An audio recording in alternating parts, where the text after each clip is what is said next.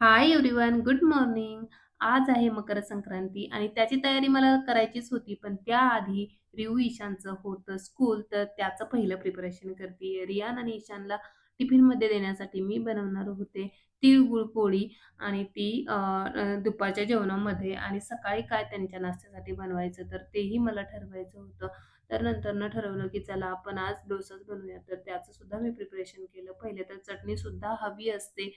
नुसता डोसा ते खात नाहीत. तर चटणी आणि डोसा त्यांच्यासाठी बनवला. ह्यांना ऑफिसला जायचं होतं म्हणून चहासुद्धा बनवून घेतला. चहा आणि डोसा, चटणी वगैरे सर्वांनी एन्जॉय केलं मस्त. रिऊ, ईशानचा सुद्धा टिफिन भरून ठेवला. दोघेही मस्त असे रेडी झाले होते स्कूलला जाण्यासाठी, कारण की स्कूलमध्ये होतं आज पोंगल सेलिब्रेशन.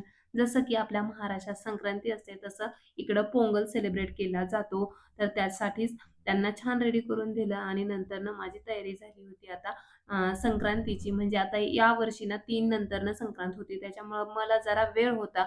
अजून स्वयंपाक वगैरे तर बनवायचाच होता. पुरणपोळी आज मी बनवणार होती. पण त्याआधी देवपूजा वगैरे करून घेतली आणि मस्त अशी देव्हाऱ्यासमोरच रांगोळी काढली. कारण की बाहेर रांगोळी काढलं ना, तर समोर छोटे मुले पण राहतात आणि कदाचित ते कधी-कधी खेळताना बिघडवून पण टाकतात. मग इतकी मेहनत माझी वायाला जाते. म्हणून मी आता ठरवलं होतं, की आपण छोटीशी देवासमोरच रांगोळी काढूयात आणि दरवाजासुद्धा छोटेसे थोडेसे फ्लॉवर्स वगैरे ठेवूयात अशा पद्धतीने.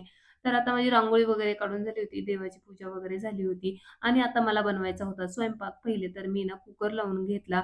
जे की पुरण बनवायचं म्हटलं तर पहिले कुकर होतोय तोपर्यंत मला ह्या भाज्या वगैरे जे काही आपण काल जी भाजी बनवली त्याच भाज्या या सुगड्यामध्ये आपण ठेवत असतो, जे की ववसण्यासाठी. तर त्याची पूजा करायची होती म्हणून पहिले तर त्या भाज्या वगैरे कट करून घेतल्या. मस्त अशी पूजा वगैरे करून घेतली त्याची आणि नंतर पुरण वगैरे ऑलरेडी मी परतून घेतलं होतं आणि आता मी ना कुरडई वगैरे सुद्धा काढून घेते आणि त्यानंतरनं मला बनवायची होती आमटी. तर आमटीचंच हे प्रिपरेशन माझं इथं स्टार्ट झालं होतं. कांदा, लसूण आणखी जे काही खोबरं वगैरे होतं ते मस्त मी ना फ्राय वगैरे करून घेतलं आणि त्यानंतरनं छान अशी पेस्ट करून घेतली आणि छान फ्राय करून आमटीची सुद्धा माझी तयारी झाली होती.